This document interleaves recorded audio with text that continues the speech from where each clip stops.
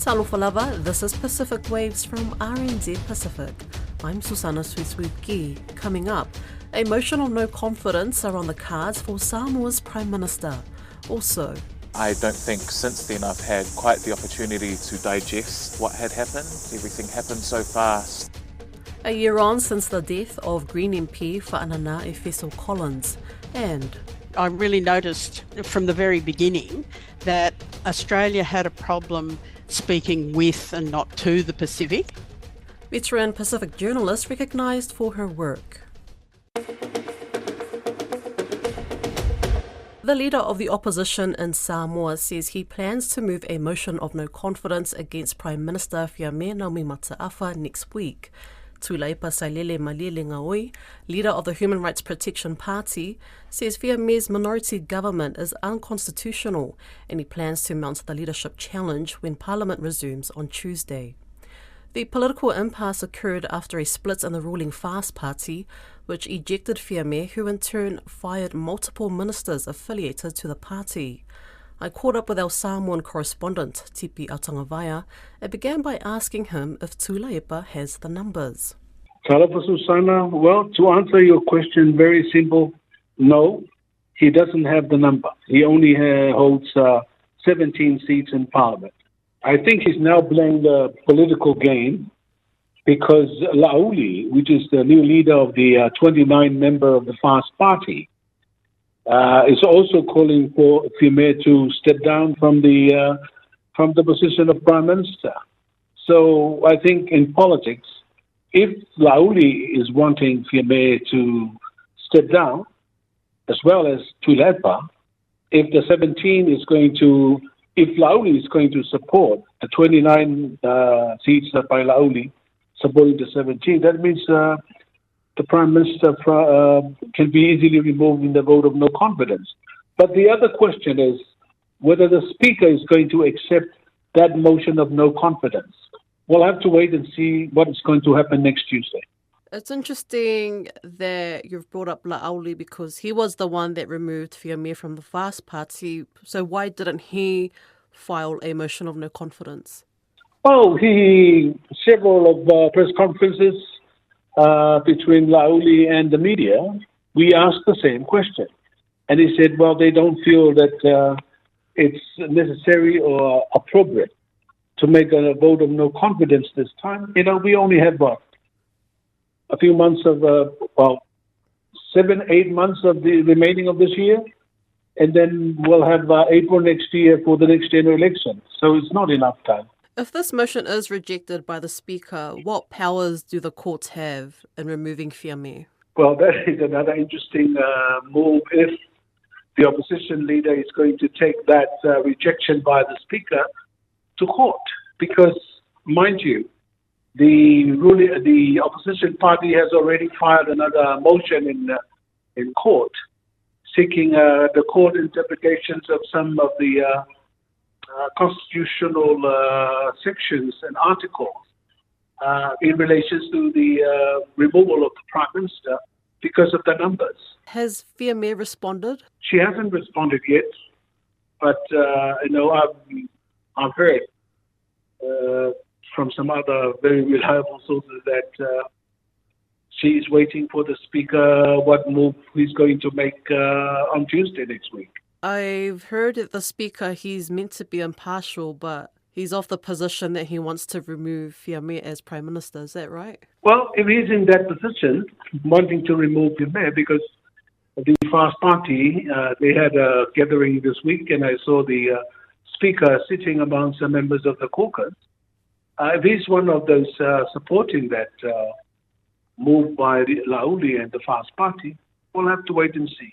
But remember the Speaker, in his ruling on the 21st of January, when Parliament returns for their usual sessions, he made a ruling that a vote of no confidence, to him, it's not appropriate this time. So I wonder if he's going to still stick to that decision comes Tuesday next week. Local media in Samoa have reported that the Speaker of Parliament has accepted the motion of no confidence. Well, Tuilaipa Sailele Malili Ngaoi has spoken out, saying the motion of no confidence will be the first thing tabled by the Speaker at next week's parliamentary sitting. Grace Viva-Ai spoke with Tuilaipa and began by asking him if the Speaker has accepted the motion of no confidence. We are going to have it as the first issue. We requested the Speaker, who had 3 weeks ago already announced that he would never accept a vote of no confidence. So we pointed out in our letter yesterday that he cannot deny us the right to file a motion of no confidence under the circumstances. And yesterday evening, I got a notification that the Speaker has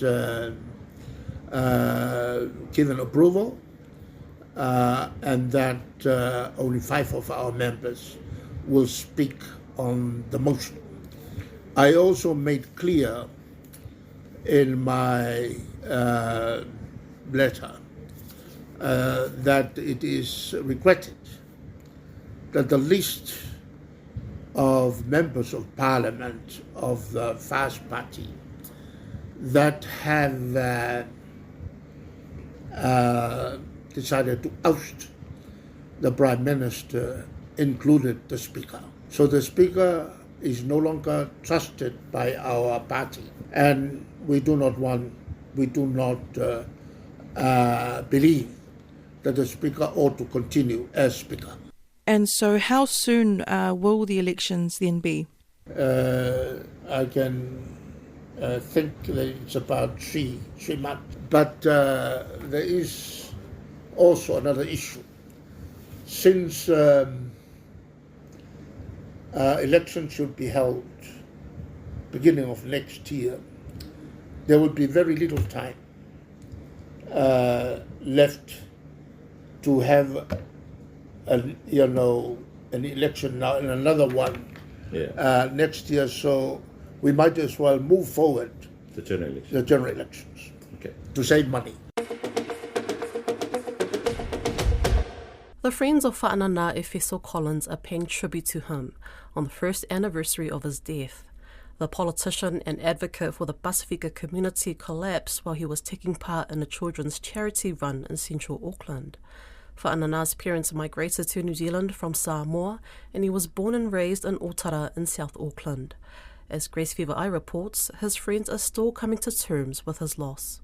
Whaanana, a dedicated advocate for the unprivileged, the Otara local board chairperson and a loving father of 2, was described at his funeral a year ago as a kind-hearted champion for the Samoan and South Auckland communities. Marina Whangaiawa, known as Maz, and who was also at the charity event winner, says his sudden death was a shock. He says it was particularly upsetting that his wife, Vasa Fia Collins, found out through the media.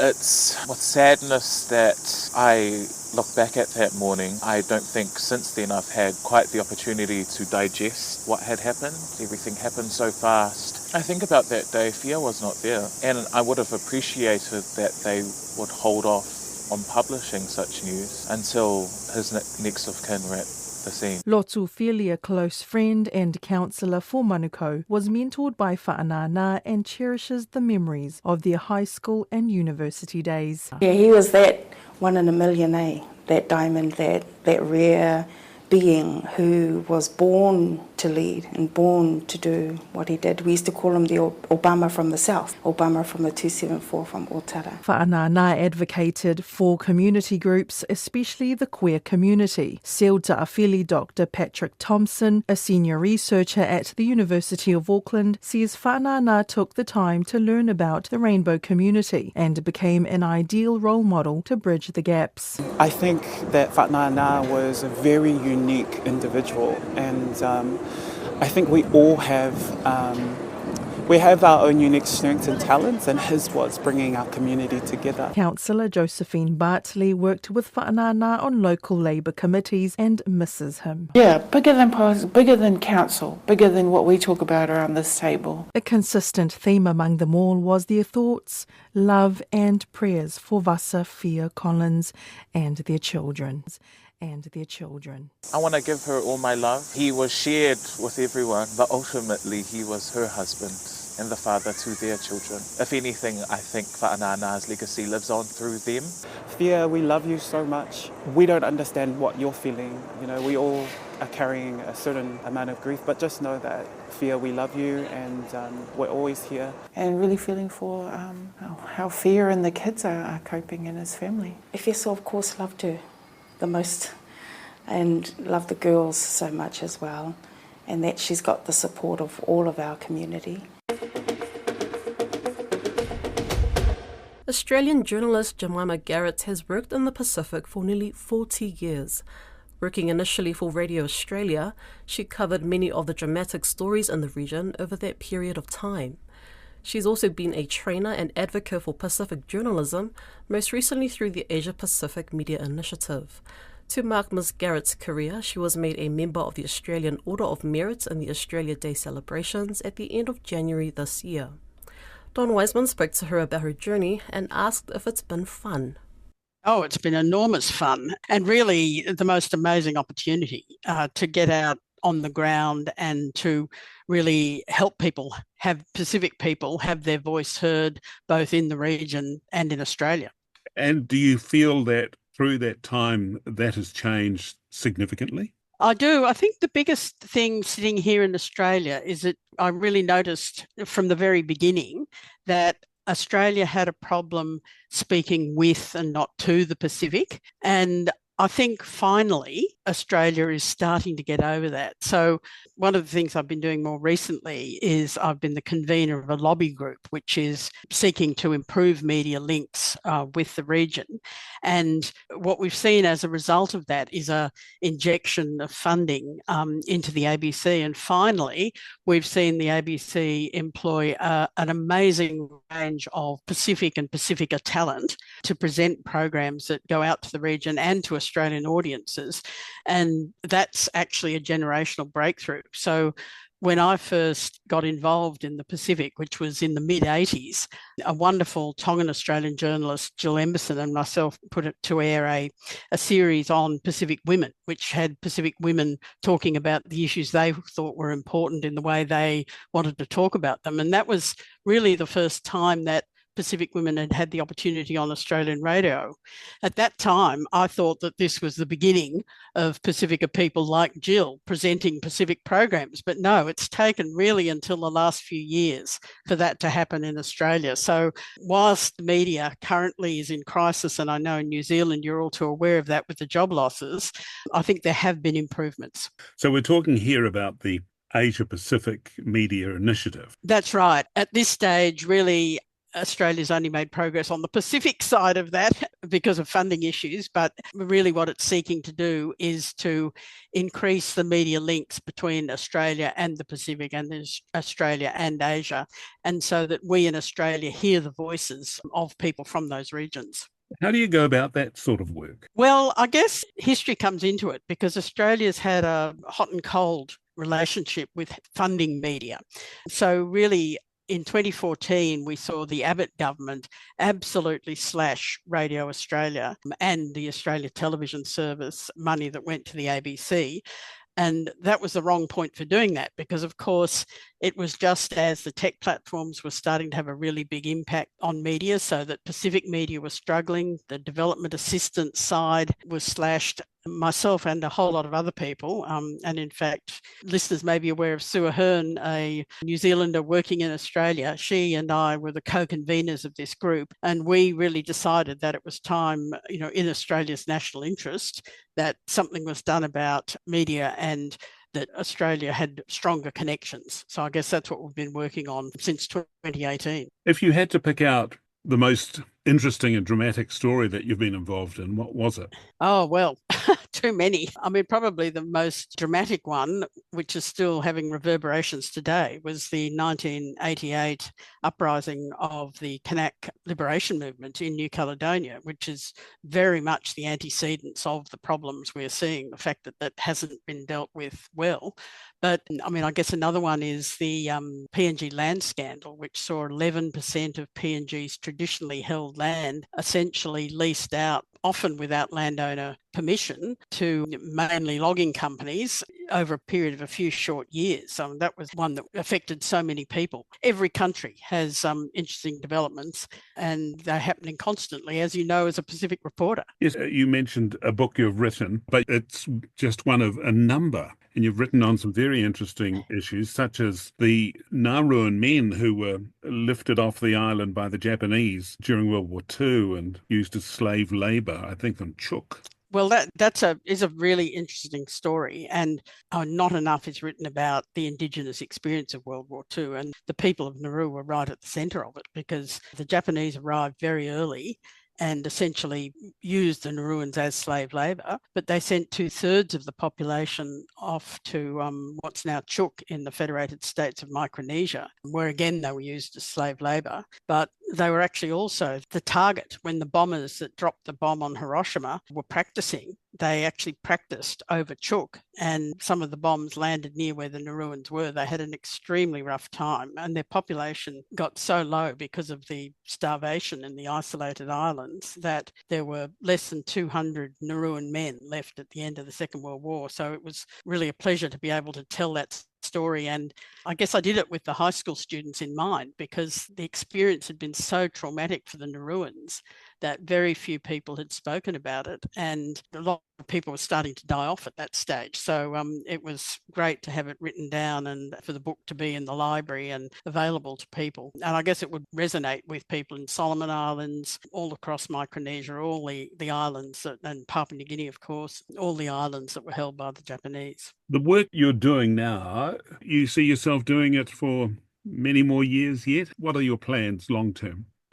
Well, I think the need is there for many more years. So I'd say at this stage, we've seen a big injection of funding, which has meant that audio on the Australian Broadcasting Corporation has been restored well, but we don't have full links. And when you look at the impact of the tech platforms on Pacific media, there's a huge need for support for Pacific media to be able to survive economically, to go on telling their stories. So I think that's where the emphasis is. You know, we're looking at a much different sort of media relations. Co-productions, joint projects can lead to really innovative, exciting material that audiences will love, but will be important culturally and to relations between countries, because understanding is the basis of everything.